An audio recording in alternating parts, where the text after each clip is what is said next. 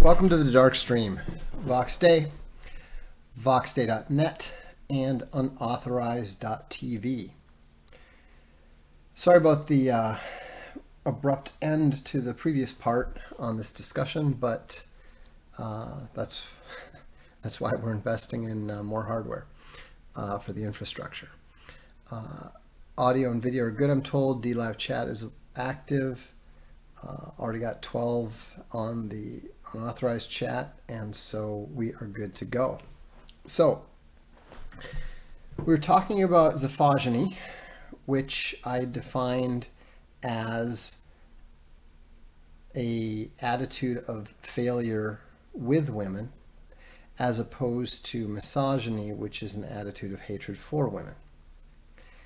But I think that they are similar concepts in that both misogyny and Zifogyny are the result of male attitudes and male behaviors that are blamed on women. Most men who fail with women blame women for their own failure. Now, this is obviously a real misguided concept. The idea that somebody else is to blame for your failure, especially when the failure is directly connected, observably connected to your own actions. And so let's look at some. We talked a lot about female solipsism before, so let's talk more about male Zifogyny and what it looks like. What are the common characteristics? And what do we know about male failure with women that goes beyond the obvious, gee, I'm broke, gee, I'm ugly, gee, I'm overweight, gee, I haven't taken a shower in 2 weeks. Okay? I mean, those are the basics, but it's worth mentioning them for the benefit of those omegas who, genuinely don't pay any attention to the various social signals they've been given. I mean, I can tell you right now, and this will probably offend some of the manly guys, but if you're just a guy who wears cologne, you immediately set yourself apart from all the guys who don't. Right there, you're sending a automatic, olfactory signal to which women respond instinctively. This man smells good. This man is not a man who smells bad, right? The same thing goes with, stupid flies been bugging around. Anyhow, the same thing goes for things like get yourself in shape. Nobody likes a fatty. Nobody likes somebody who has the muscle development of a 12-year-old girl. So those are the basics, and I don't want to waste any more time on them, but I just wanted to make sure that we point out these basics do exist. So if you're not even on par with the basics, start there, right? So let's go on to some of the other stuff. Women don't like men who are creepy, right? So what does creepy mean? very difficult to, to get a definition from a girl who doesn't like creepy guys. She just says, well, you know, I just don't like them. Well, what exactly don't you like?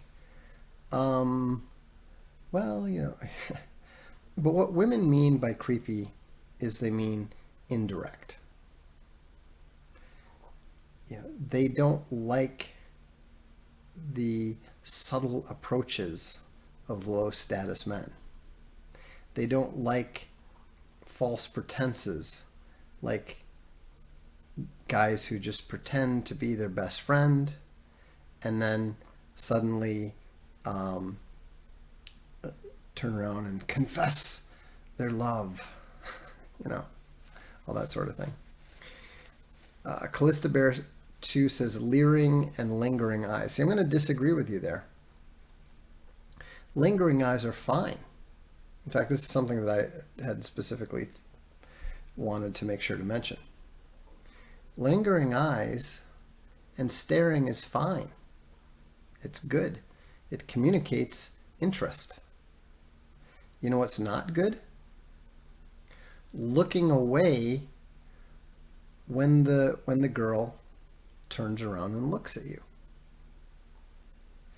The guy who holds eye contact and is not, is not caught looking, is one of two things: either higher status and therefore more attractive, or be a psycho. Right? I'm not saying be a psycho. In fact, what you want to make sure that you do is don't look away initially, but instead of turning it into a staring contest or making the woman think that you're a psycho, and women do not like this type of psycho, and that at least they don't like it revealed in that sort of way. And yes, one could be both, but let's ignore that sort of thing here. We're talking about advice here, so we're going to assume that you're not a complete psycho, because if you were, you wouldn't need this advice in the first place. Anyhow, one of the ideal ways to handle it is to maintain eye contact and then acknowledge the other person. You can nod. You can smile if it's natural to you. Again, what women find creepy is indirection and dishonesty, hiding your intentions. I guess that's the best way to describe what women find to be creepy, is hiding your intentions. You'll notice that if a guy walks straight up to a woman, introduces himself, puts out his hand, looks directly at her, talks directly to her, smiles at her, he is never, ever described as creeping on her. Why? Because it's a direct approach. And there's a degree of confidence to it. There's a undisguised openness about it that is the exact opposite of creepy. Okay? I mean, I had this friend, and it was funny because he's a good-looking guy, successful guy, wealthy family, but I do recall, and he always did. He was one of those guys who didn't know how to approach women because he was attractive enough that women always approached him. And this was actually a bit of a curse for him, because when he did see someone that he was interested in who didn't approach him, he didn't know what to do. So he was the kind of guy who was usually dating second and third tier women, even though he could have gotten first tier women, and occasionally did, but he didn't know how to, go about approaching people. And he managed to scare off some women who would normally have been interested in him just because his personality was such that he always went to an indirect approach, which was hilarious because he would, when he would look at someone, he would turn his head really slowly. He'd go like,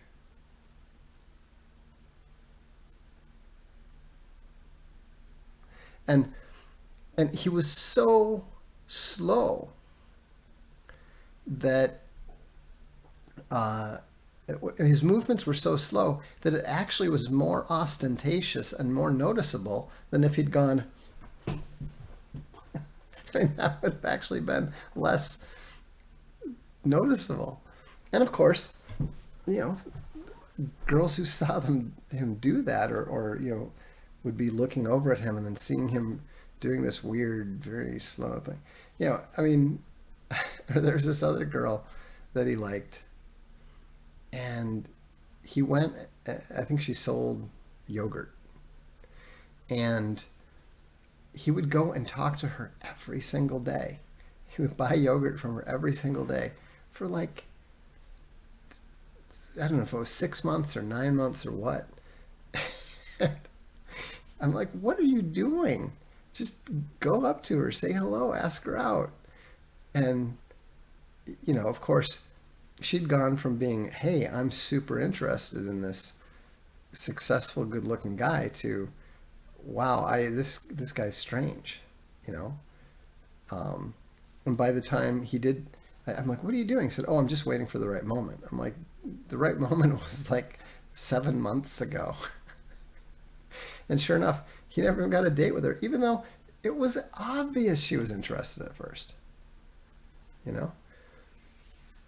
And so Renee says, slow head turner is unnerving. It was. I thought it was creepy myself. I'm like, dude, don't do that.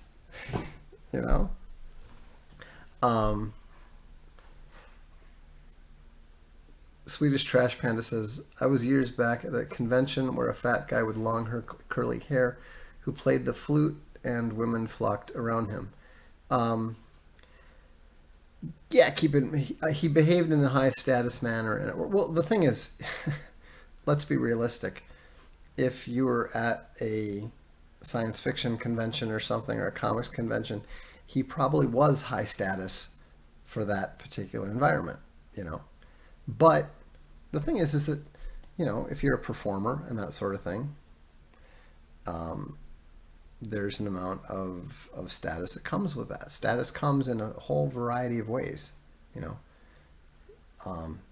But no matter what benefit, whatever status, whatever you have, you can always screw it up. I mean, think about Guns N' Roses, right? Think about how famous Slash was at the height of his fame.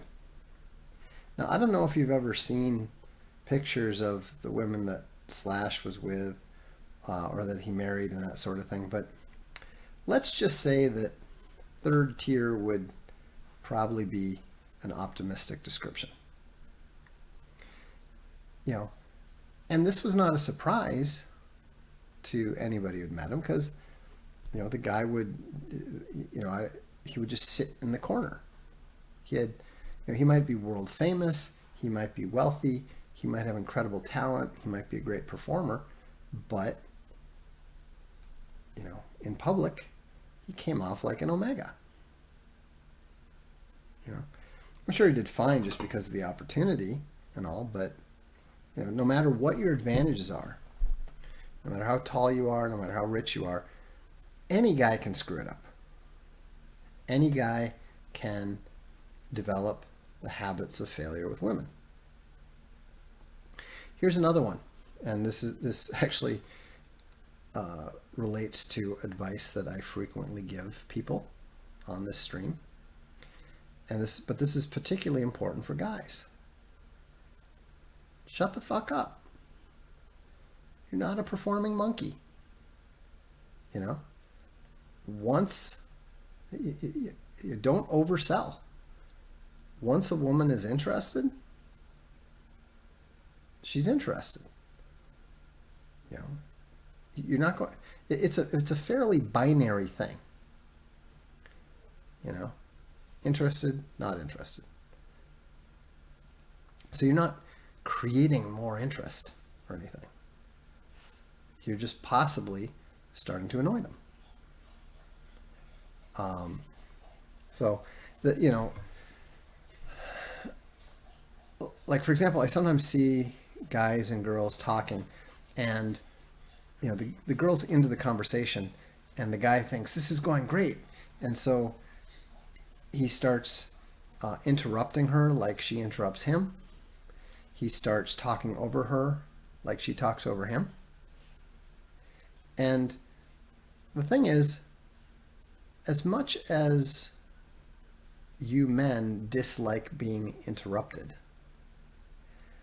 I dare say that women dislike it about 10 times more. You know, a guy doesn't like being interrupted, but you know, at the end of the day, he's just gonna, you know, hey, we have a princess. Hello, princess. She came to join us. If you want to know about getting rejected, she rejects all other dogs. If you're not a Ridgeback or one of our Vizslas, she has no interest in talking to you. The thing is that if you know, if you want to, if you watch how other people interact, a woman who is interested is like bright-eyed, up in your face, and talking. You know, that's a woman at the highest level of interest. So why would you get in the way of that? Why do you want to break that? Let him go. You know, if the fish is on the line, don't keep playing out more line. You know, you know, the funny thing, and I think the women here can back me up on this.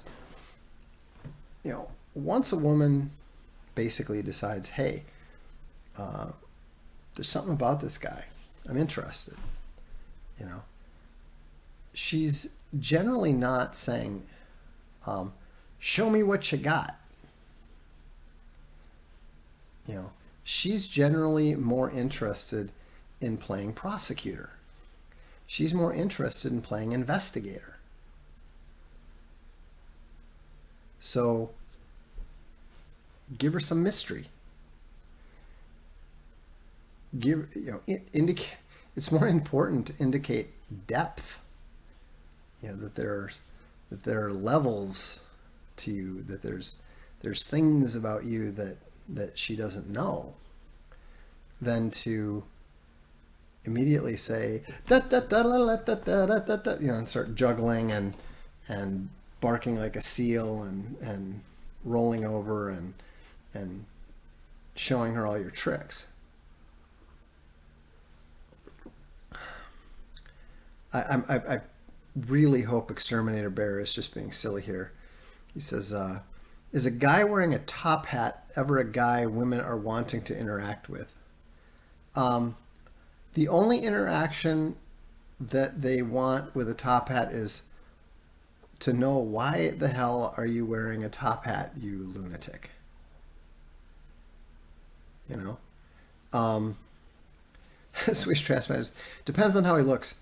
Dress like a proper rich gentleman from the 1800s and you might even be entertaining.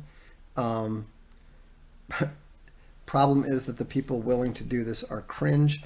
Yeah, generally speaking, even if you've got some absolutely killer, totally cool steampunk outfit, um, it's not going to work for most girls. It might work. I mean, don't get me wrong. It will work for a very, very interesting, crazy sort of girl, but let's face it. If you're paying attention because we're talking about Zifogyny, she's not for you. You're not ready for that degree of difficulty and insanity. I mean, think about this. If you really want to improve your game, watch The Big Bang Theory and don't do anything they do ever. Um, all of those things that that nerds like to do are wildly unattractive to women. I mean, whether it's the snarking like a little bitch at the other guys, or getting into getting into 3D chess or Magic the Gathering or any other, I mean, believe me, Space Bunny married me in spite of my war game habit. It's if she made a list of pros and cons, I guarantee you it's in the cons. I mean, at one point, she actually said, "Please stop talking about ASL. I have no interest in it." I think that was like the first or second year of our marriage. And I realized, okay, this is of zero interest to her. I shouldn't talk about it. And this leads us to another important concept. What is important to you is not necessarily important to her. Okay? For some reason, and this is a fundamental Zifogynystic error that all guys who are low status make. And it's not necessarily their fault, because it's taught by the movies. It's taught by Hollywood. It's the idea that my being attracted to you will make you attracted to me. This is nonsense. You can appreciate I mean, think about this. Well, I mean, it's very, very simple to understand. If a gay guy tells you that he finds you really attractive, and you're not gay, are you going to become suddenly gay because he tells you, "You don't understand, I really, really like your backside. I mean, I like it better than every other guy's backside on the planet. It's the greatest posterior, and I love you, and I'm only attracted to you, and you're the only one for me." Is that going to make you gay? I mean, feel free to correct me if I'm wrong, but it wouldn't work for me. It's not like you're suddenly going, "Wow, he likes me so much. Now I want to listen to Erasure and go to a pride rally and go on a date with Joe here. I mean, that's how stupid, that's how ridiculous your argument to a woman that she should be interested in you because you like her so much is. I mean, honestly, how many of you guys have ever tried to convince a woman that she should like you because you like her? I would be willing to bet that probably at least 80% of you have.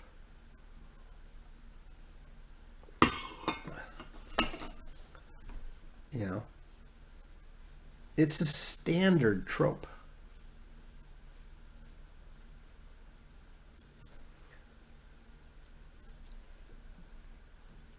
You know, it's quite normal. And so when, you know, a woman's attraction to you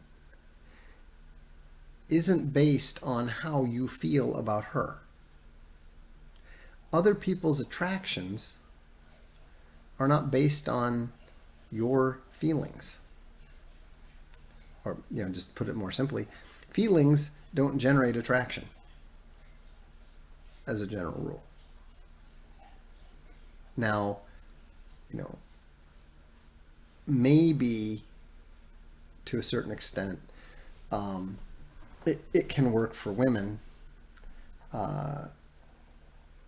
know, who are just, you know, because men are starved for approval and praise and compliments. I mean, it's bizarre to me how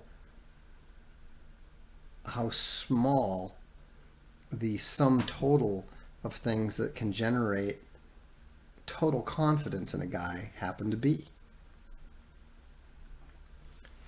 You know.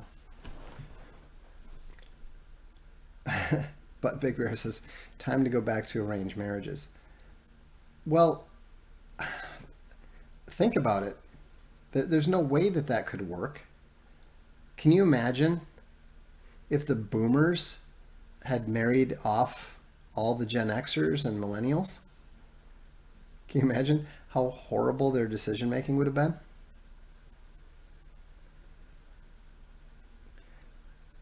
John Bradley says, they want to be loved, but probably not by you.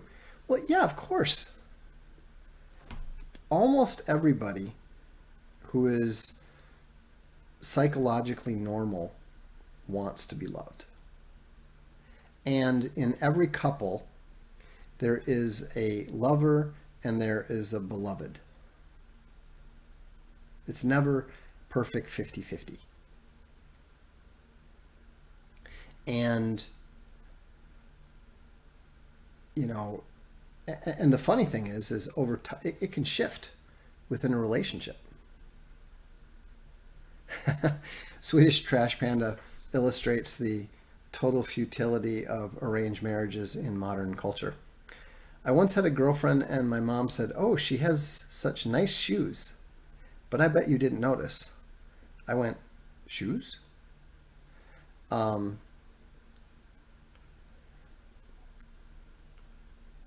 Hoya Bembe says, female attraction reminds me of a newborn animal imprinting. It is said that a woman puts a man in the yes or the no box in something like 3 seconds or less. Now, a lot of guys misinterpret that